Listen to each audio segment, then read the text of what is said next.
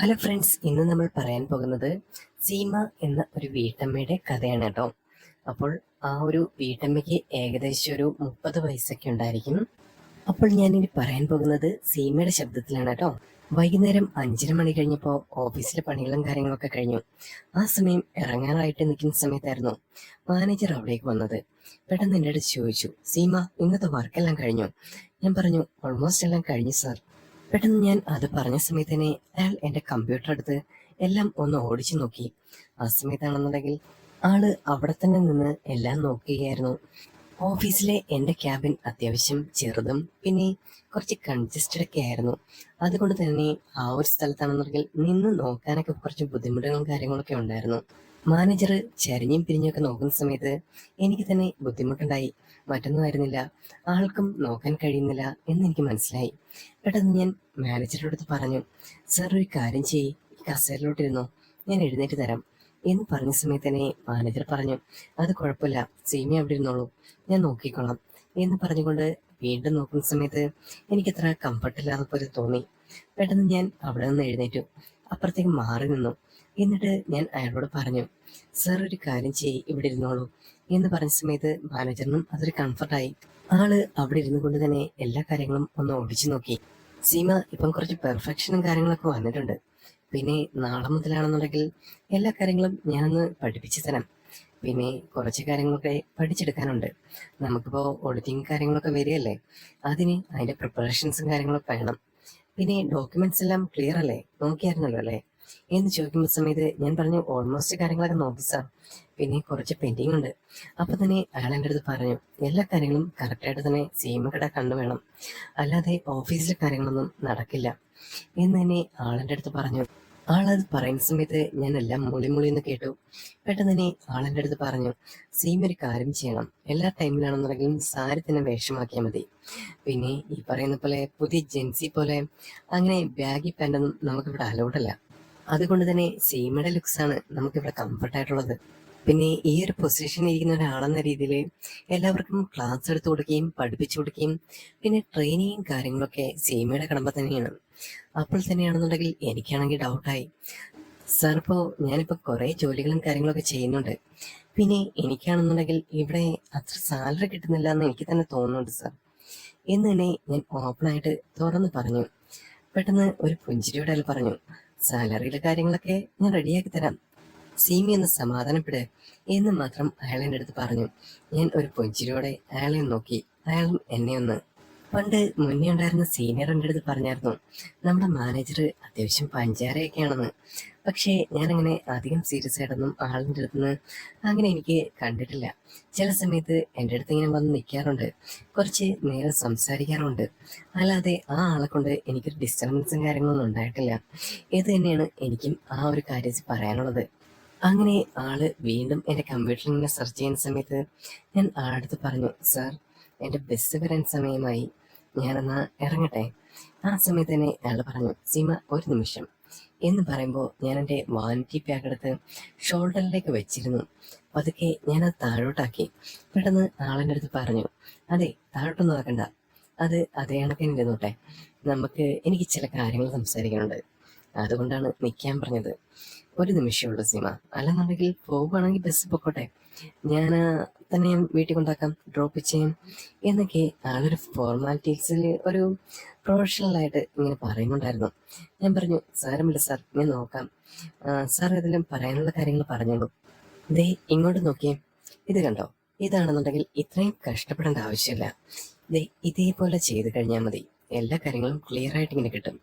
സീമ ഇച്ചിരി ഇങ്ങോട്ട് നിൽക്കുമോ, അതാണെന്നുണ്ടെങ്കിൽ എനിക്ക് കുറച്ച് കംഫർട്ടായിട്ട് പറഞ്ഞു തരായിരുന്നു എന്ന് പറഞ്ഞ് മാനേജർ എന്നെ അടുത്തേക്ക് പിടിച്ചു നിർത്തി. ദേ നോക്കൂ, ഇപ്പൊ തന്നെ നമുക്ക് കുറച്ച് കാര്യങ്ങളൊക്കെ നന്നായിട്ട് പഠിക്കാൻ പറ്റും എന്ന് പറഞ്ഞുകൊണ്ട് എനിക്ക് ഓരോ കാര്യങ്ങളും അയാൾ പറഞ്ഞു തരുന്നുണ്ടായിരുന്നു. പെട്ടെന്ന് ഞാൻ ആളുടെ അടുത്ത് പറഞ്ഞു, സാർ ഒരു കാര്യം ചെയ്യാം, ഞാൻ എന്തെങ്കിലും നാളെ വന്നിട്ട് പഠിക്കാം, ഇന്നാണെന്നുണ്ടെങ്കിൽ ഇപ്പം ഇത്ര ലേറ്റായില്ലേ, 6 മണിയാവുന്നുണ്ട്, ചെറിയ മഴയും കാര്യങ്ങളൊക്കെ വരുന്നുണ്ട് സാർ, ഞാൻ എന്തെങ്കിൽ പൊക്കോട്ടെ. പിന്നെ എൻ്റെ നെയ്ബറായിട്ടുള്ള ഒരു നിമേഷ് എന്ന് പറയുന്ന പയ്യനുണ്ട്, ആൾക്കാണെന്നുണ്ടെങ്കിൽ ഗൾഫിൽ പോവാണ്, അപ്പം ആളെ ഒന്ന് കാണണം എന്ന് പറഞ്ഞുകൊണ്ട് ഞാൻ സാറിൻ്റെ അടുത്തൊന്ന് റിക്വസ്റ്റ് ചെയ്തു. എന്നാ പിന്നെ സീമ വിട്ടോളൂ, മഴയൊക്കെ വരുന്നുണ്ട്, പിന്നെ കൊട കൈ പിടിച്ചിട്ടുണ്ടല്ലോ അല്ലേ, ഞാൻ പറഞ്ഞു, എന്നെ വാനിറ്റി ബാങ്കിൽ കൊടയുണ്ട് സർ എന്ന് പറയുമ്പോൾ അങ്ങേര് നേരെ ആകാശത്തെ കാർമേഘങ്ങളെ ഒന്ന് നോക്കിയിട്ട് പറഞ്ഞു, ആ നല്ല മഴ വരുന്നുണ്ട് കേട്ടോ, എന്നാൽ വിട്ടോ സീമ എന്ന് പറയുമ്പോൾ ഞാൻ പിന്നൊന്നും നോക്കിയില്ല, അന്നേരം തന്നെ ഇറങ്ങുകയും ചെയ്തു. പെട്ടെന്നൊരു ഫാസ്റ്റ് ആൻഡ് ഫ്യൂരിയസ് ആയിരുന്നു. അങ്ങേരുടെ അടുത്ത് നിന്ന് കഴിഞ്ഞാൽ പിന്നെ വിടത്തില്ല, ഓരോ കാര്യങ്ങളിങ്ങനെ പറഞ്ഞു നിർത്തും. അത് ആൾക്കൊരു പതിവ് പരിപാടിയാണ്. പിന്നാണെന്നുണ്ടെങ്കിൽ ഞാൻ ഇറങ്ങിയ സമയത്ത് തന്നെ ആ ഡോറിൻ്റെ അടുത്ത് എത്തിയപ്പോഴേ ഉള്ളൂ, നാളെ വൈകുന്നേരം കുറച്ച് ലേറ്റായിട്ടേ പോകാൻ പറ്റത്തുള്ളൂ സീമ, നമുക്കിവിടെ കുറച്ച് വർക്കും കാര്യങ്ങളൊക്കെ ഉണ്ട്, അത് ഞാൻ പറഞ്ഞില്ല എന്ന് വേണ്ട എന്ന് മാത്രം മാനേജർ പറഞ്ഞു. ഞാൻ തലയാട്ടിക്കൊണ്ട് ഡോറടിച്ചിട്ട് ഇറങ്ങി. ആ സമയത്താണെന്നുണ്ടെങ്കിൽ ചെറിയ മഴച്ചാറ്റൽ തുടങ്ങിയായിരുന്നു. ഞാൻ എൻ്റെ ബാഗിൽ നിന്നും ആ ഒരു കുടയെടുത്ത് പിടിച്ചുകൊണ്ട് നടന്നു. ആ സമയത്താണെന്നുണ്ടെങ്കിൽ ബസ് സ്റ്റോപ്പിലേക്ക് ഏകദേശം ഒരു 100 മീറ്റർ ഓഫീസിൽ നിന്നുണ്ട്. പതുക്കെ പതുക്കെയാണ് ഞാൻ നടന്നു വെച്ചത്, മറ്റൊന്നും അറിഞ്ഞില്ല. സാരിയൊന്നും നനയാതിരിക്കാൻ വേണ്ടിയിട്ടാണ് അങ്ങോട്ട് പോയത്. ബസ് സ്റ്റോപ്പിൽ എത്തിയ സമയത്താണെന്നുണ്ടെങ്കിൽ നിറയെ ആള്, കുട്ടികളുണ്ടായിരുന്നു, പിന്നെ വർക്ക് കഴിഞ്ഞ് വരുന്ന ആൾക്കാരുണ്ടായിരുന്നു. അങ്ങനെ കുറേയധികം ആൾക്കാരെ തിങ്ങി നിറഞ്ഞിങ്ങനെ നിൽക്കുകയാണ് ബസ് സ്റ്റോപ്പിൽ തന്നെ. അപ്പോൾ തന്നെ ഞാൻ ആലോചിച്ചു, ഇനി ബസ്സിൽ കയറുന്ന സമയത്ത് എന്തായിരിക്കും അനുഭവം എന്ന്. കാരണം ഇത്രത്തോളം ആൾക്കാരെ ഒരു ബസ്സിനകത്ത് കയറാൻ പറ്റുമോ? നീ കയറി കഴിഞ്ഞാൽ തന്നെ എങ്ങനെ നിൽക്കും? ഒരു അവസ്ഥയായിരിക്കുമല്ലോ. പിന്നെ മഴയും പെയ്യാൻ തുടങ്ങിയിരിക്കുന്നു. ഇനി ഇവിടെ നിന്നിട്ട് കാര്യമില്ല, ബസ് സ്റ്റോപ്പിലാണെന്നുണ്ടെങ്കിൽ നിറച്ചും ആൾക്കാർ തന്നെ. മഴയാണെന്നുണ്ടെങ്കിൽ ഒന്ന് ഉറച്ച് പെയ്യാൻ തുടങ്ങിക്കഴിഞ്ഞാൽ പിന്നെ ഇവിടെ നിൽക്കാൻ പറ്റില്ല, മൊത്തം വെള്ളമായിരിക്കും. ഈ ഒരു അവസ്ഥയിൽ എന്ത് ചെയ്യണം എന്ന് എനിക്ക് പോലും അറിയില്ലായിരുന്നു. അങ്ങനെ ഒരു പ്രൈവറ്റ് ബസ് വന്നു. പെട്ടെന്നാണെന്നുണ്ടെങ്കിൽ കുറച്ച് ആൾ മാത്രം ഒന്നൊഴിഞ്ഞു. അപ്പോൾ തന്നെ എനിക്കും കയറി പോകായിരുന്നു. ഞാൻ വിചാരിച്ചു, അയ്യോ എന്ത് തിരക്കാണ്, ഇതിൻ്റെ ഇടയിലൊന്നും കയറാൻ പറ്റില്ല എന്ന് തന്നെ വിചാരിച്ച് ഞാനവിടെ മാറി ഒരു സ്പേസ് ഇങ്ങനെ കിട്ടി. അവിടെ തന്നെ ചെന്നിരുന്നു. പെട്ടെന്ന് തൊട്ടടുത്താണെന്നുണ്ടെങ്കിൽ എനിക്ക് അറിയാവുന്ന ഒരാളെ പോലെ എനിക്ക് തോന്നി. പെട്ടെന്ന് അയാൾ എന്നെ നോക്കി. ഞാൻ അയാളെയും. ഒരു നീല ഷർട്ടായിരുന്നു വേഷം. പിന്നെ ആണെന്നുണ്ടെങ്കിൽ ആൾക്കാണെന്നുണ്ടെങ്കിൽ കട്ട മീശയാണ്. ആ ഒരു അടയാളങ്ങൾ തന്നെ നോക്കിയ സമയത്ത് എവിടെയോ കണ്ടുപോലൊരു പരിചയം. എന്നെ കണ്ട സമയത്ത് തന്നെ ആളൊന്ന് കൈ കാണിച്ചു. ആരാണെന്ന് എനിക്കെന്നെ മനസ്സിലായില്ല. പെട്ടെന്ന് ഞാൻ പരിചയമൊന്നും കൊടുക്കാൻ പോയില്ല. എന്തോ സ്ട്രേഞ്ചേഴ്സിനെ ഞാൻ അങ്ങനെ അടുപ്പിക്കാറില്ല, പണ്ട് തൊട്ടേയുള്ള ആ ഒരു ശീലങ്ങൾ തന്നെയായിരുന്നു. അതുകൊണ്ട് തന്നെ ഞാൻ അങ്ങോട്ട് മിണ്ടാനോ പിടിക്കാനോ പോയില്ല. പെട്ടെന്നായിരുന്നു ഒരു ബസ് വന്നത്. ഏകദേശം കുറച്ച് ആൾക്കാർ മാത്രമേ ഉണ്ടായിരുന്നുള്ളൂ. പക്ഷേ ഈ ഒരു ബസ്സും കൂടെ കയറിയില്ലെങ്കിൽ മഴയാണെന്നുണ്ടെങ്കിൽ ഉറച്ചുകൊണ്ടിരിക്കുകയാണ്. ഇപ്പോൾ ആ ഒരു പാത മുഴുവൻ വെള്ളം കയറിയിരിക്കുന്നു. ഇനി നിന്ന് കഴിഞ്ഞാൽ നല്ല പണി കിട്ടും. എന്തായാലും ഇന്ന് കയറിയേ പറ്റൂ എന്ന് വിചാരിച്ചുകൊണ്ട് ഞാൻ നേരെ ബസ്സിനകത്തിട്ട് കയറി. ഫ്രണ്ടിലെ ആ ഒരു ഡോർ വഴിയായിരുന്നു ഞാൻ അകത്തേക്ക് കയറിയത്. ആ സമയത്ത് തന്നെയാണെന്നുണ്ടെങ്കിൽ നല്ല തിരക്ക്. അപ്പോൾ തന്നെ കണ്ടക്ടർ ഇങ്ങനെ പറയുന്നുണ്ടായിരുന്നു, ദേ നല്ല ഫുട്ബോൾ കളിക്കാനുള്ള സ്പേസ് ഉണ്ടല്ലോ, അങ്ങോട്ട് കയറി തന്നെ സ്ത്രീകളെല്ലാവരും കൂടെ എന്ന് പറയുമ്പോൾ എൻ്റെ മനസ്സിലുണ്ടായിരുന്നു, ഇയാൾ എന്താണ് പൊട്ടൻ പോലെയാണോ, ഇത്രയും കണ്ടില്ലേ ആള് കിടന്നിരിക്കുന്നത്. ആ സമയത്താണെന്നുണ്ടെങ്കിൽ അവിടെ നിന്നോ ആരൊക്കെ വിളിച്ചു പറയുന്നുണ്ട്, എവിടാട്ടോ സ്പേസ് എന്നൊക്കെ. ആ സമയത്ത് എനിക്കും ചിരി വന്നു. ഞാനിങ്ങനെ ഒന്ന് മനസ്സിൽ ചിരിച്ചുകൊണ്ട് ഒന്ന് കയറി നിന്നു. ഫുട്ബോളിൽ നിന്നും അകത്തേക്ക് കയറിയപ്പോൾ വല്ലാത്തൊരു ആശ്വാസം. ചെറിയൊരു കാറ്റൊക്കെ അകത്തുനിന്ന് അടിയുന്നുണ്ട്. പെട്ടെന്നായിരുന്നു മഴയാണെന്നുണ്ടെങ്കിൽ കട്ടയ്ക്ക് നിന്ന് പെയ്യാൻ തുടങ്ങിയത്. അയ്യോ ഇനി നിൽക്കാൻ വയ്യ എന്ന് പറഞ്ഞ് ആരൊക്കെയോ ആ ഒരു ബസ്സിന്റെ ഷട്ടറും കാര്യങ്ങളും ഇടുന്നുണ്ട്. ഇപ്പോൾ തന്നെ ആ ഒരു സമയത്ത് നല്ല ഇരുട്ട് കയറിയിട്ടുണ്ട്. ഞാൻ മെല്ലെ മെല്ലെ ആ ഒരു ഫ്രണ്ട് സൈഡിൽ നിന്നും നേരെ ആ ഒരു നടുവശത്തേക്ക് നടന്നു.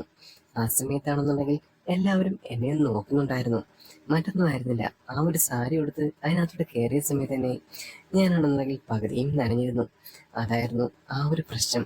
പിന്നെ ആ ഒരു സാരി എടുത്തുകൊണ്ട് നിന്ന് കഴിഞ്ഞാൽ അറിയാലോ, ആകെപ്പാട് ബുദ്ധിമുട്ടുകളും കാര്യങ്ങളൊക്കെ തന്നെയാണ്. അതുകൊണ്ട് തന്നെ ഞാൻ അങ്ങോട്ട് കയറി കയറി ചെന്നു. ആ സമയത്താണെന്നുണ്ടെങ്കിൽ നല്ല തിരക്കും കാര്യങ്ങളൊക്കെ ഉണ്ടായിരുന്നു. പെട്ടെന്ന് ആ ഒരു നിമിഷത്തിലായിരുന്നു ഞാൻ ആ കാര്യം ശ്രദ്ധിച്ചത്. ബസ്സാണെന്നുണ്ടെങ്കിൽ ബൈ റൂട്ട് വഴിയാണ് കയറി പോകുന്നത്. നേരെയൊക്കെ ആണെന്നുണ്ടെങ്കിൽ കറക്റ്റ് ആ ഒരു പ്ലേസിലേക്ക് തന്നെ പോകുന്നുണ്ടായിരുന്നു. പക്ഷേ ഈ ഒരു സമയത്ത് മഴയുടെയും വെള്ളത്തിൻ്റെയും പ്രശ്നം കൊണ്ടാണ് ആ ഒരു മലയും കുന്നുമൊക്കെ കയറി ബസ് കയറാൻ തുടങ്ങിയത്. മറ്റൊന്നും ആയിരുന്നില്ല, പെട്ടെന്ന് എത്താനും ട്രാഫിക് ആ ഒരു കാര്യങ്ങളൊക്കെ കുറച്ച് കുറയ്ക്കാൻ വേണ്ടിയാണ് അയാൾ അതുവഴി എടുത്തുകൊണ്ട് പോയെന്ന് എനിക്ക് തന്നെ മനസ്സിലായി. പക്ഷേ ആ ഒരു കുന്നും ചെരിവൊക്കെ ആണെന്നുണ്ടെങ്കിൽ ആ ഒരു ബുദ്ധിമുട്ടുകളും കാര്യങ്ങളൊക്കെ നല്ലതുപോലെ ഉണ്ടായിരുന്നു. പെട്ടെന്ന് ഞാൻ ആ ഒരു അനുഭവം ആദ്യമായിട്ടാണ് കാണുന്നത്. പുറത്തുനിന്ന് മലയും പിന്നെ പുഴയും എല്ലാം ഒഴുകുന്നത്. ആ ഒരു വഴി അധികം ബസ്സൊന്നും പോയിട്ടില്ല. പണ്ട് എപ്പോഴും കണ്ടോ ഞാൻ ഇതുവഴി ഇങ്ങനെ കാറിലൊക്കെ വന്ന സമയത്ത് അങ്ങനെ വന്നിട്ടുണ്ട്. പിന്നെ അറിയാലോ, സ്കൂട്ടറിലൊക്കെ ട്രാവൽ ചെയ്യുന്നവർക്ക് ഈ ഒരു സ്പോട്ട് അടിപൊളിയായിരുന്നു. അങ്ങനെയുള്ള കാഴ്ചകളൊക്കെ കണ്ട സമയത്താണ് വീണ്ടും കട്ടയ്ക്ക് മഴയും പിന്നെ ആ ഒരു പുഴയിൽ നിന്നുള്ള വെള്ളമൊക്കെ ഇങ്ങനെ അടിച്ചു കയറുന്നത്. പെട്ടെന്ന് ആരൊക്കെ വിളിച്ചു പറഞ്ഞു, ഷട്ടർ ഫുൾ ഇട്, ഷട്ടർ ഫുൾ ഇടുന്നു. അപ്പോൾ തന്നെ അവിടെ ഇരുന്ന ആൾക്കാരെല്ലാം ഷട്ടർ ഫുൾ ഇട്ടതിന് ശേഷം എല്ലാം നോക്കി. പെട്ടെന്ന് പറയാനുണ്ടോ, നല്ല ഇരുട്ടായിട്ടുണ്ട് ബസ്സിനകത്ത് മുഴുവൻ. അയ്യോ, അപ്പോൾ തന്നെ എൻ്റെ വാനിറ്റി ബാഗ് എൻ്റെ തൊട്ടടുത്ത സീറ്റിലിരുന്ന ആളുടെ കയ്യിലേക്ക് കൊടുത്തു. കാരണം അത്രയും നേരം നിൽക്കുന്നത് കൊണ്ട് തന്നെ ആ ഒരു വാനിറ്റി ബാഗും പിടിച്ചുകൊണ്ട് നിൽക്കുക എന്ന് പറയുന്ന കാര്യം കുറച്ച് ടഫായിട്ടുള്ള കാര്യം തന്നെയാണ്. അതുകൊണ്ടാണ് ആൾക്ക് ഞാൻ കൊടുത്തത്.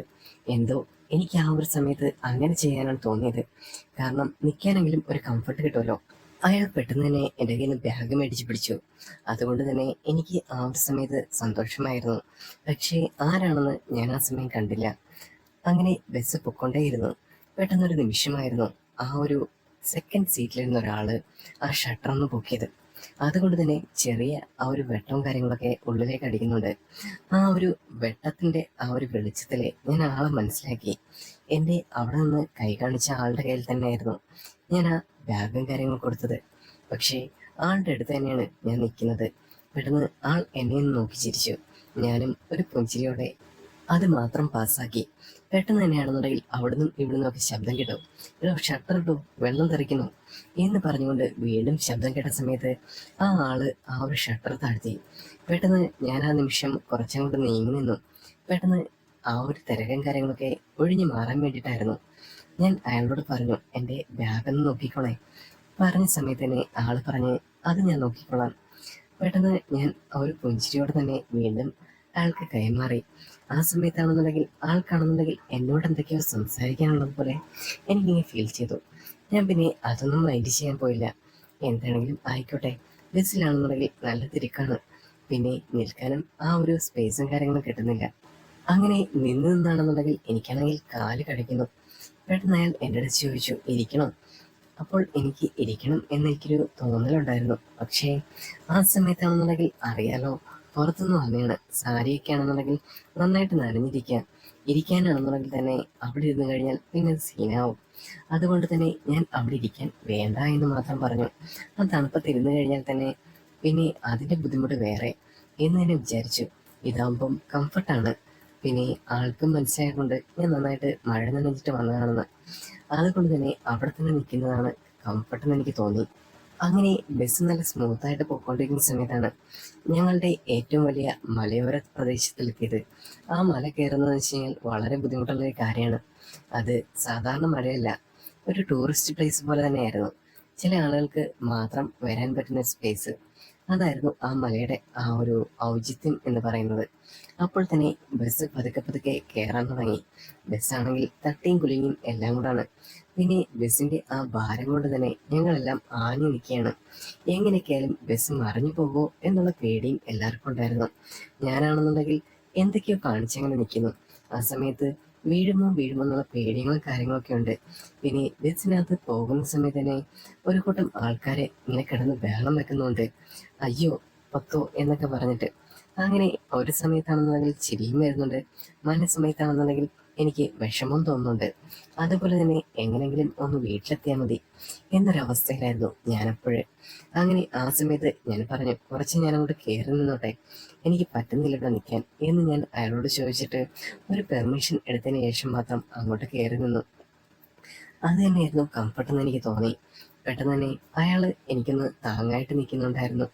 അത് മറ്റൊന്നും കൊണ്ടായിരുന്നില്ല, ചിലപ്പോൾ എന്നെ അറിയാവുന്ന ഒരാളായുണ്ടോ അതുകൊണ്ട് മാത്രമായിരിക്കും എന്നെനിക്ക് തോന്നി. അങ്ങനെ ബസ്സാണെന്നുണ്ടെങ്കിൽ പകുതി മലയും കയറിയതിനു ശേഷം പിന്നീട് മൊത്തം കയറി ഇറങ്ങി താഴോട്ട് പോകുന്നുണ്ടായിരുന്നു. ആ ഇറക്കത്തിലായിരുന്നു പിന്നെ കോമഡി. ആ ഇറക്കത്തിലേക്ക് ബസ് വീഴുന്ന സമയത്താണെന്നുണ്ടെങ്കിൽ ബസ്സിലാകെ ബഹളവും കൂട്ടവിളിയും നിലവിളിയും എല്ലാം ഉണ്ടായിരുന്നു. അപ്പോൾ തന്നെ ഞാനിങ്ങനെ ആലോചിച്ചു, ബസ്സെങ്ങാനും മറിഞ്ഞു കഴിഞ്ഞാൽ ആ നേരെ പോകുന്നത് പുഴയിലേക്കാണ്. പുഴയിൽ വീണ് കഴിഞ്ഞാൽ എന്തായിരിക്കും അവസ്ഥ? ഇനി ആരെ രക്ഷിക്കാൻ വരും എന്നൊക്കെ ഞാൻ ചിന്തിച്ചു. പെട്ടെന്ന് ഞാൻ ആലോചിച്ചു, എനിക്കാണെന്നുണ്ടെങ്കിൽ നീന്തൽ പോലും അറിയില്ല, എന്ത് ചെയ്യും എന്നൊക്കെ ഇങ്ങനെ ആലോചിച്ച് നിൽക്കുന്ന സമയത്ത് ബസ് നല്ല സ്മൂത്തായിട്ട് ഇറങ്ങിപ്പോയി അവിടെ താഴെ എത്തി. അപ്പോഴായിരുന്നു എൻ്റെ ദീർഘശ്വാസം നേരെ വീണത്. പെട്ടെന്ന് അപ്പുറത്തുനിന്നും സൈഡിൽ നിന്നൊക്കെ ആ ഡ്രൈവറിനെ കുറ്റം പറഞ്ഞുകൊണ്ട് എന്തൊക്കെ പറയുന്നുണ്ടായിരുന്നു. താൻ എന്ത് കാണിക്കാടോ? കൊണ്ടുപോയി മറിച്ചിടുവോ ഞങ്ങളെ? ഞങ്ങൾ ഇനി പുഴയിൽ വീണ് കഴിഞ്ഞാൽ താൻ രക്ഷിക്കുവോ? എന്നൊക്കെയുള്ള ചോദ്യങ്ങൾ അവിടുന്ന് വരുന്നുണ്ടായിരുന്നു. ഞാൻ ചിന്തിച്ച പോലെ തന്നെ അവരെ ചിന്തിക്കുന്നു എന്ന് എനിക്കതിനെ മനസ്സിലായി. പെട്ടെന്ന് ഞാനൊന്ന് പുഞ്ചിരിച്ചു. ആ സമയത്ത് ആ കട്ടമീശക്കാരൻ നീല ഷർട്ട് എന്നെ നോക്കി വീണ്ടും ഒന്ന് പുഞ്ചിരിച്ചു. ആ സമയത്ത് ഞാൻ മൈൻഡ് ചെയ്യാനൊന്നും പോയില്ല. ഞാൻ നേരെ അങ്ങനെ നോക്കിക്കൊണ്ട് നിന്നു. പിന്നെ ആളുടെ മുഖം മാത്രം ഇപ്പോൾ കാണുന്നുണ്ട്. നേരത്തെ അതും കൂടി മനസ്സിലാവുന്നില്ലായിരുന്നു. ബസ്സിലാകെ ഇരുട്ടും കാര്യങ്ങളും തന്നെയാണല്ലോ. അതാണ് ഏറ്റവും വലിയ കോമഡി. അങ്ങനെ ബസ് പോയി പോയി ഏകദേശം ഞങ്ങളുടെ ഒരു വഴിയോര പ്രദേശത്ത് മാത്രം നിർത്തി. അവിടെ ചെറിയൊരു ബസ് സ്റ്റോപ്പാണ്.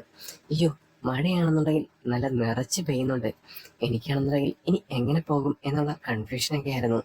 ആ സമയത്ത് തന്നെ ഞാൻ ആളുടെ കയ്യിൽ നിന്ന് ആ ബാഗ് വാങ്ങിച്ച് പിടിച്ചായിരുന്നു. നേരത്തെ പോകണ്ടല്ലേ എന്ന് വിചാരിച്ചുകൊണ്ട് ഞാൻ ആ ഒരു ഫ്രണ്ട് ഡോർ വഴി പുറത്തേക്ക് ഇറങ്ങുന്ന സമയത്ത് തന്നെ ഞാൻ ആ ഒരു കൊടയാണെന്നുണ്ടെങ്കിൽ ഒന്ന് നിവർത്തി പിടിച്ചിരുന്നു.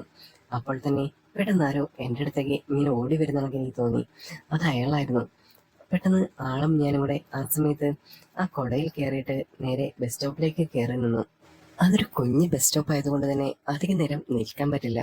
പെട്ടെന്ന് ഞാൻ അയാളോട് ചോദിച്ചു, എന്നെ അറിയുമോ എന്ന് ചോദിക്കുന്ന സമയത്ത് എനിക്കറിയാം, എന്നെ വീട്ടിലല്ലേ എന്ന് മാത്രം ചോദിച്ചു. അപ്പോൾ തന്നെ എന്നെ മനസ്സിലായി. പക്ഷേ ആളാണെന്ന് എനിക്ക് മനസ്സിലായിട്ടില്ലായിരുന്നു. ഞാൻ പിന്നെ ഒന്നും ചോദിക്കാൻ പറ്റില്ല. ഇപ്പോൾ എങ്ങനെയാ പോകുന്നത് എന്ന് പറയുമ്പോൾ മഴ തോർന്നിട്ട് പൊക്കോളാം എന്നാണ് ആൾ പറഞ്ഞത്. ഞാൻ അങ്ങോട്ട് ഇറങ്ങിത്തരണോ എന്ന് ഞാൻ ചോദിച്ചു. പെട്ടെന്ന് ആളൊന്നും മിണ്ടുന്നില്ലായിരുന്നു. അപ്പോൾ ഞാൻ തന്നെ പറഞ്ഞു, കേറിക്കോ. ഇപ്പം ഇവിടെ നിന്ന് കഴിഞ്ഞാൽ ഏറ്റവും അവസാനം നല്ല മഴയും കാര്യങ്ങളൊക്കെ വന്ന് ഇവിടെ വെള്ളം പൊങ്ങാൻ ചാൻസ് ഉണ്ട്. നല്ല ഏരിയയല്ല, നിൽക്കുന്നത് കംഫർട്ടാണെന്ന് എനിക്ക് തോന്നുന്നില്ല എന്ന് ഞാൻ അയാളോട് പറഞ്ഞു. അപ്പോൾ തന്നെ ആളും എൻ്റെ കൂടെ കയറി. പിന്നെ ആ ഒരു ഇടവഴിയായിരുന്നു, അതുവഴിയായിരുന്നു ഞങ്ങൾക്ക് പോകേണ്ടത്. പെട്ടെന്ന് എനിക്ക് കാര്യം മനസ്സിലായി, ആളുടെ വീടും കാര്യങ്ങളൊക്കെ. അയാള് എൻ്റെ അടുത്ത് പറഞ്ഞു, എന്നെ ആ ഒരു ഇടവഴിയിലെ അവിടെ നിന്ന് ഡ്രോപ്പ് ചെയ്താൽ മതി എന്ന് പറയുന്ന സമയത്ത് എനിക്ക് കാര്യം മനസ്സിലായി. അവിടെ നിന്ന് ആൾക്ക് വീട്ടിലേക്ക് പോകാം. പിന്നെ ആളും മാരീഡൊക്കെയാണെന്ന് തോന്നുന്നു. ഞങ്ങൾ ഇടവഴി വഴി നേരെ പൊയ്ക്കൊണ്ടിരിക്കുകയാണ്. ആകെ ഒരു ചെറിയ കുടയാണ്. ആ കുടയിൽ തന്നെ രണ്ടുപേര്. അതുകൊണ്ട് തന്നെയാണെങ്കിൽ ഇടവഴിയിൽ ചില സൈഡിലൊക്കെ ആണെന്നുണ്ടെങ്കിൽ ഈ വെള്ളം പൊങ്ങുന്നതും പിന്നെ മാക്രികളുടെ കരച്ചിലും മീനിന്റെ ചാട്ടവും എല്ലാം ഉണ്ട്. പിന്നെ മഴ പെയ്യുന്ന സമയത്ത് ഒരു സ്മെല്ലുണ്ടായിരിക്കും, ആ ഒരു പുഴവക്കൽ സ്മെല്ല്. അതെനിക്കെപ്പോഴും ഇഷ്ടമുള്ളൊരു കാര്യം തന്നെയാണ്. അപ്പോൾ തന്നെ അതിൻ്റെ സ്മെല്ലും കാര്യങ്ങളൊക്കെ അതിൻ്റെ ഇടയിൽ തന്നെ ഉണ്ടായിരുന്നു. ഞങ്ങൾ രണ്ടുപേരും അതിൻ്റെ ഇടയിൽ കൂടെ ആണെങ്കിൽ പോയത്. പെട്ടെന്ന് എനിക്കൊരു പേടി ഉണ്ടായിരുന്നു. ഇനി വല്ല ഇഴജന്തുക്കളൊക്കെ ഉണ്ടോ എന്ന് വിചാരിച്ചിട്ടാണ് ഞാൻ നടക്കുന്നത്. പെട്ടെന്ന് ആളെന്നെ തട്ടി വളർത്തിയിട്ട് ചോദിച്ചു, എന്താ, എന്തെങ്കിലും പേടിയുണ്ടോ എന്ന് ചോദിക്കുന്ന സമയത്ത് എനിക്ക് ഇഴവുകളൊക്കെ പേടിയുണ്ട്. ആ സമയത്ത് ആളെൻ്റെ അടുത്ത് പറഞ്ഞു, എനിക്ക് ഇടിയും മിന്നലും ഒക്കെ പേടിയുണ്ട് കേട്ടോ എന്ന് പറയുമ്പോൾ ഞാൻ അത്ഭുതപ്പെട്ടു പോയി. അത് മറ്റൊന്നുകൊണ്ടായിരുന്നില്ല, ഒരു പുരുഷനായ ഒരാൾക്ക് ഇടിയും മിന്നലും ഒക്കെ പേടി എന്നൊക്കെ പറയുമ്പോൾ അത് എനിക്ക് വിശ്വസിക്കാൻ കുറച്ച് ബുദ്ധിമുട്ട് തോന്നി. മറ്റൊന്നും ആയിരുന്നില്ല, ആളാണെന്നുണ്ടെങ്കിൽ നല്ല തണ്ട് നടിയുള്ള ഒരു മനുഷ്യൻ, എന്നേക്കാൾ പൊക്കമുണ്ട്, പിന്നെ നല്ല വെയിറ്റും. അത്രയുള്ള ഒരാൾക്ക് ഇതൊക്കെ പേടിയുണ്ടാവുമോ എന്നൊക്കെ ഞാൻ തന്നെ ചിന്തിച്ചു. ആ സമയത്ത് മനുഷ്യരല്ലേ, എന്തെങ്കിലുമൊക്കെ അങ്ങനെ ആയിരിക്കും എന്ന് തന്നെ ഞാൻ സ്വയം ആലോചിച്ചു. അപ്പോൾ തന്നെ ആൾക്കും എന്തൊക്കെയോ എന്നോട് പറയാനുള്ളതെന്നൊക്കെ എനിക്ക് തോന്നി. ഞാൻ ചോദിച്ചു, എന്നോട് എന്തെങ്കിലും പറയാനുണ്ടോ? അല്ല, അങ്ങനെയൊന്നുമില്ല. ഞാൻ നേരത്തെ നിങ്ങൾ ശ്രദ്ധിക്കുമായിരുന്നു, പക്ഷേ നിങ്ങൾ മൈൻഡ് ചെയ്തൊന്നുമില്ല. നമ്മളെന്നും ഒരേ ബസ്സിലൊക്കെ തന്നെയാണ് വരുന്നത്, പിന്നെ ഇപ്പോഴാണ് കണ്ടുമുട്ടിയെന്ന് മാത്രം എന്ന് പറയുമ്പോൾ ഞാൻ തന്നെ പറഞ്ഞു, എനിക്ക് അങ്ങനെ പരിചയമൊന്നുമില്ല കേട്ടോ. ഞാനാണെന്നുണ്ടെങ്കിൽ നാട്ടിലാണെങ്കിലും എവിടാണെങ്കിലും അങ്ങനെ മൈൻഡ് ചെയ്യാറില്ല. പിന്നെ അത് തന്നെയല്ലേ കംഫർട്ടായിട്ടുള്ള കാര്യങ്ങൾ. പിന്നെ നമുക്ക് അറിയാത്ത ആൾക്കാരെ കൂടുതൽ അടുപ്പിക്കുന്നത് നല്ലതാണോ എന്ന് തന്നെ ഞാൻ അയാളോട് തന്നെ ചോദിച്ചു. അപ്പോൾ അയാൾ തന്നെ മറുപടി പറഞ്ഞു, അതൊന്നും നല്ലതല്ല. പിന്നെ എപ്പോഴാണെങ്കിലും ഇങ്ങനെയുള്ള ഹെൽപ്പിങ് ആവശ്യമാണ്. നമുക്കിപ്പോൾ എനിക്കാണെന്നുണ്ടെങ്കിൽ കുട പോലും ഇല്ലായിരുന്നു, എങ്കിലാണെങ്കിൽ അവിടെ നിൽക്കണം ഞാനാണ്. ഇപ്പം ഇവിടെ എത്തിയില്ലേ, താനുണ്ടായത് കൊണ്ടാണല്ലോ എത്തിയത് എന്ന് തന്നെ അയാൾ എൻ്റെ അടുത്ത് പറഞ്ഞു. ആ സമയത്താണെന്നുണ്ടെങ്കിൽ ഞാനൊരു പുഞ്ചിരിയോടെ, അതെല്ലാം ഓരോ സമയത്തിൻ്റെയാണ് എന്ന് പറയുന്ന സമയത്ത് ആൾ എന്നോട് പറഞ്ഞു, നിങ്ങളുടെ ചിരി കാണാൻ നല്ല ഭംഗിയാണ് കേട്ടോ, അതിൽ എന്തോ ഒരു പൂർണ്ണതയുണ്ട് എന്ന് പറയുമ്പോൾ ഞാൻ പറഞ്ഞു, അത് ചെറുപ്പത്തിൽ തൊട്ടേ എല്ലാവരും പറയാറുണ്ട് എന്ന് പറഞ്ഞു. ആ സമയത്താണെന്നുണ്ടെങ്കിൽ എനിക്ക് നല്ല കെയറിങ്ങും കാര്യങ്ങളൊക്കെ ആയിരുന്നു ആ ഒരു ചേട്ടൻ എന്ന് പറയുന്നത്. എന്താണ് പേരെന്ന് ഞാൻ ആ ഒരു നിമിഷം ചോദിച്ചു.